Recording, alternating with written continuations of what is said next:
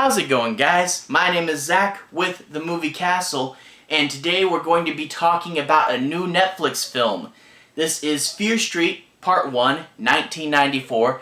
This film is from 2021. It's directed by Leigh Janiak and stars Kiana, Madeira, Olivia Welch, and Benjamin Flores Jr. This is also based on a series of books by R.L. Stine, who you guys also know for Goosebumps. And I'm really a big fan of adaptations. There's several authors that have all this cool stuff that really needs a spotlight shined on it, you know? And I'm always a big fan whenever they adapt someone's work into a movie or TV show. It's always really fun to see the work interpreted in a new light.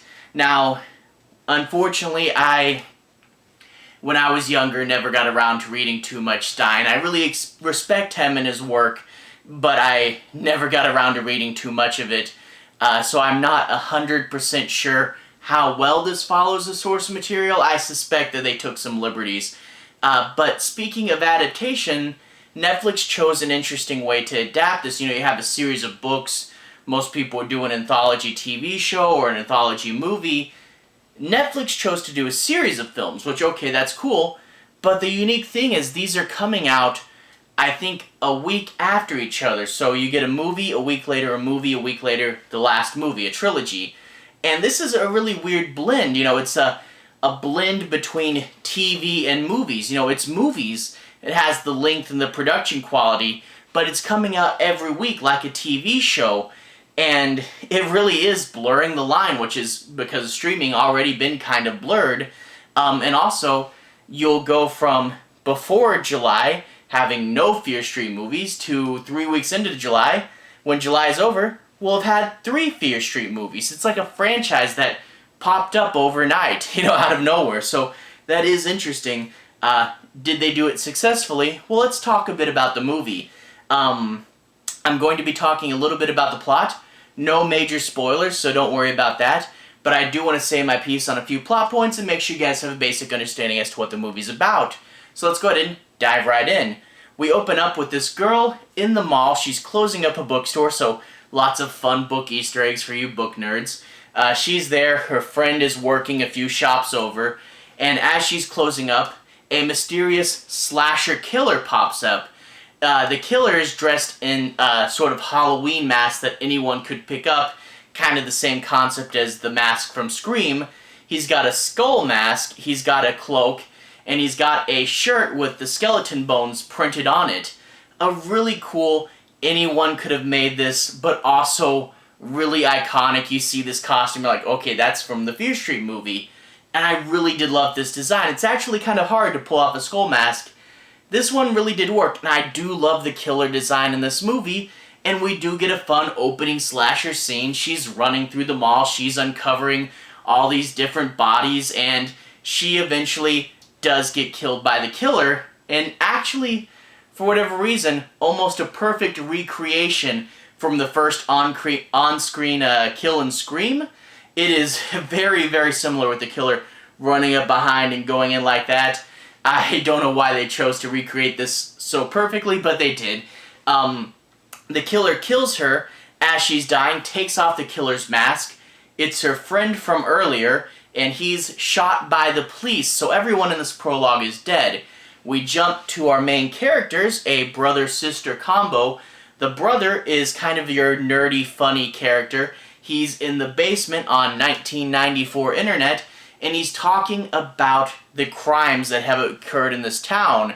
You see, way back in time, the town killed a witch, and the legend is that the witch will possess people and make you kill other people. So you get a bunch of true crime slasher stuff, and then you get the folklore element of maybe it was caused by a witch. So I really do like the true crime element crossed with the maybe supernatural and town folklore element of it. It's a really fun concept, and it definitely is worth driving a movie.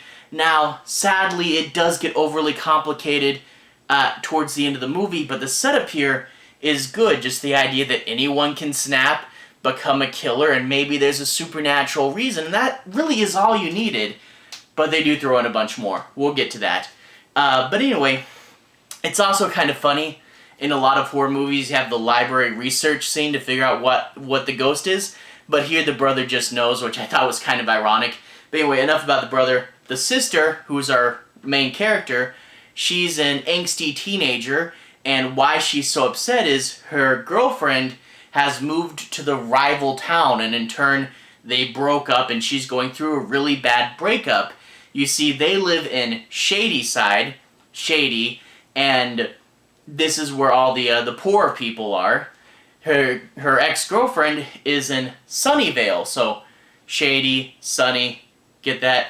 And then Sunnyvale is where all the rich preppy kids hang out, and you get a bit of a class tension between the two towns, and they're big-time rivals there. They go to a candlelight vigil for the people that were killed in the mall, and people from both the high schools in both cities are attending, and it quickly breaks out into this big fist fight. So it's called off early, they go home on the bus. She's resting on the bus when a car of the preppy kids pulls up behind them, starts harassing the bus, and you see her ex-girlfriend is in the passenger seat, but she doesn't really seem like a willing participant. It's like she was driving with them and then they kind of got out of hand. After the pranks and the harassment escalates a little bit, the car with the preppy kids goes off the road and crashes, which sends the ex-girlfriend to the hospital. And after this happens, someone in the skull mask from the beginning starts to attack and stalk the Shadyside kids. So, who is this killer? It looks like the guy that's supposed to be dead. What did it have to do with the car wreck? Is it one of the preppy kids getting revenge?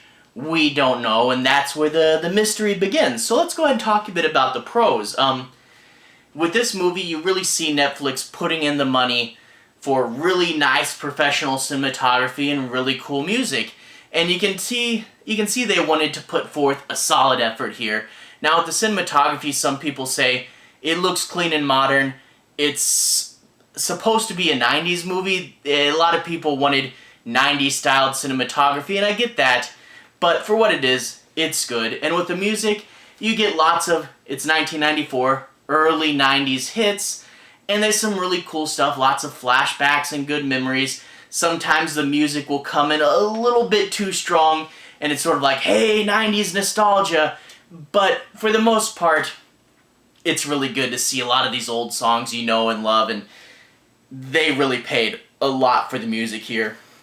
It's also relatively R-rated. Personally, I think the ratings board should be adjusted, and I think this is what a PG-13 should be, but that's a rant for another day. This is R-rated. There's swearing, there's gore. Not super over the top, again, not like Rob Zombie or anything, but a solid R, which is really cool to see them. You know, you're doing a horror movie, you should go for it, right?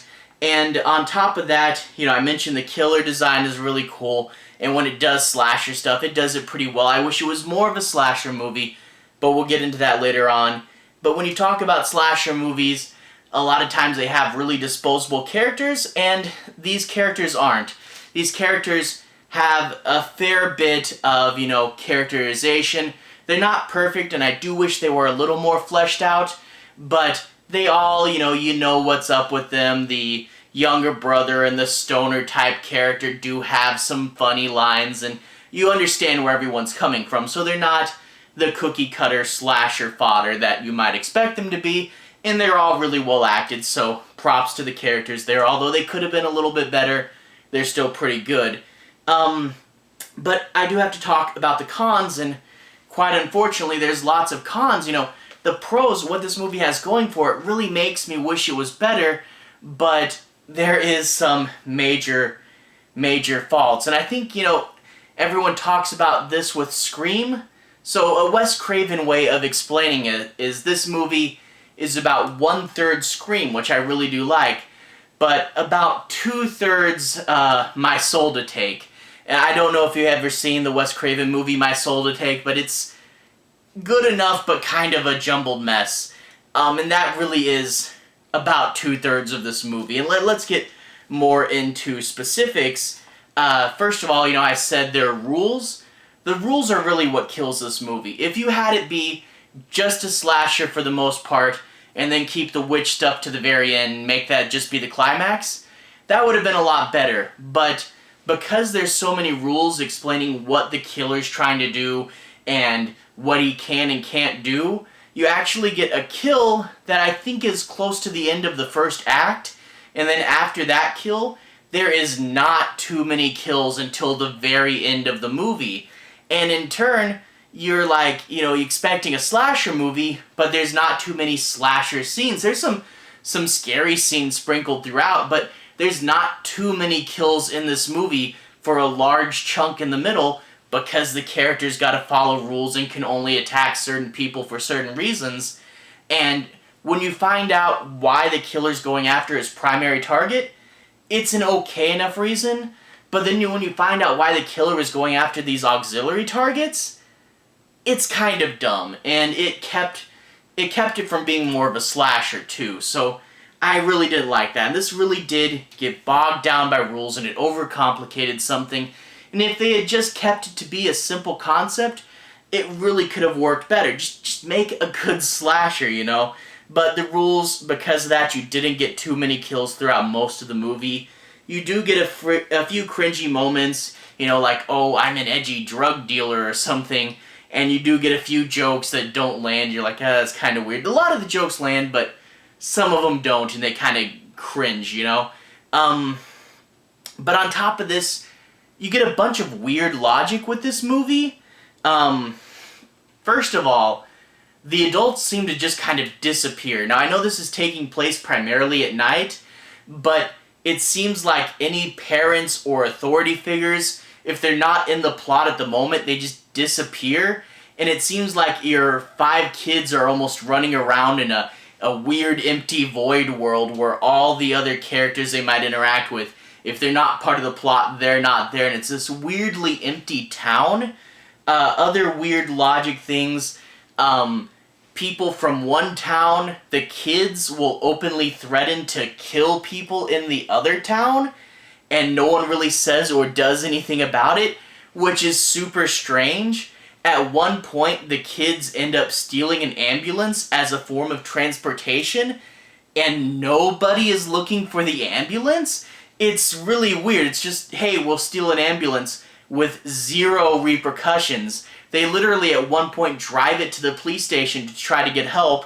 When they don't get help, they drive an already stolen ambulance that they told the police that they stole away from the police station. Nobody cares. And then there's things like the town rivalry between Shadyside and Sunnyvale. That's set up. It's really big and important in the first third of the movie. And then by the end, completely forgotten about. No significant payoff. This is probably something for the sequels, but it's so weird to spend so much time on something and then have it not really pay off there. So that was really weird. And then also, because of the witch stuff, the movie kind of has like 3 separate moments where it could end. And I remember stuff being from towards the end of the movie, and I looked at it, and it was really more towards the midpoint. I looked back at the time where the things occurred.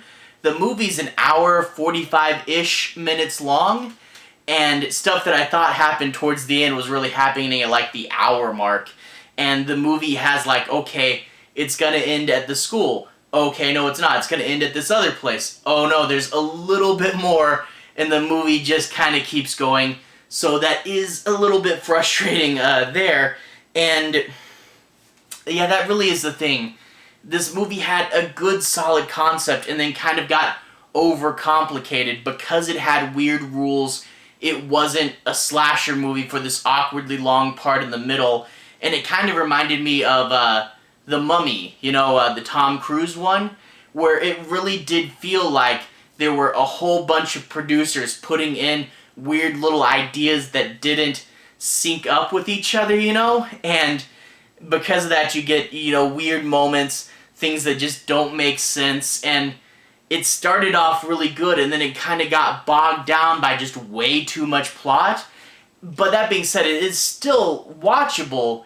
It's just, it starts to kind of spiral and get unfocused towards the end, you know, and I really wish they just kept this a simple slasher, and I really do feel, you know, you gotta focus when you want to do a franchise on making a solid movie and, you know, having a little bit set up for the future.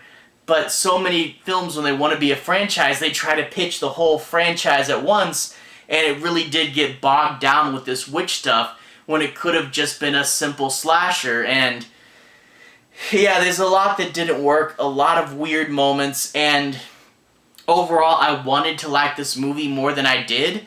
I think it's fine, but it just it sadly gets sidetracked.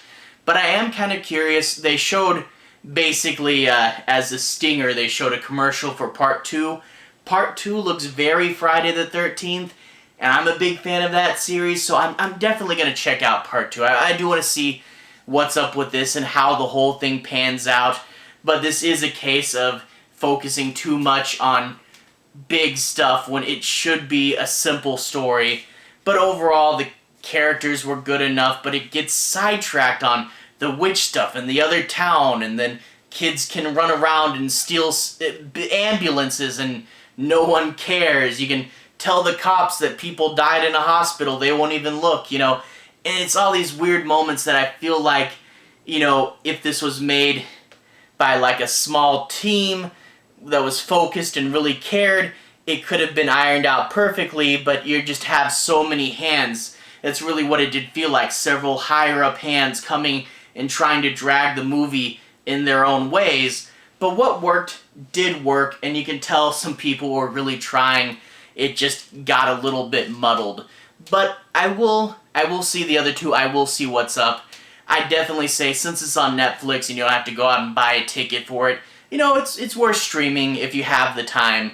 Not the biggest thing ever, but has some cool ideas and a really cool character killer design. So I am curious to see what's up, but not the best thing ever, but not the worst thing ever. It just kind of got all mixed up and muddled, and I really, really wish that it was simple. But I've said that a few times.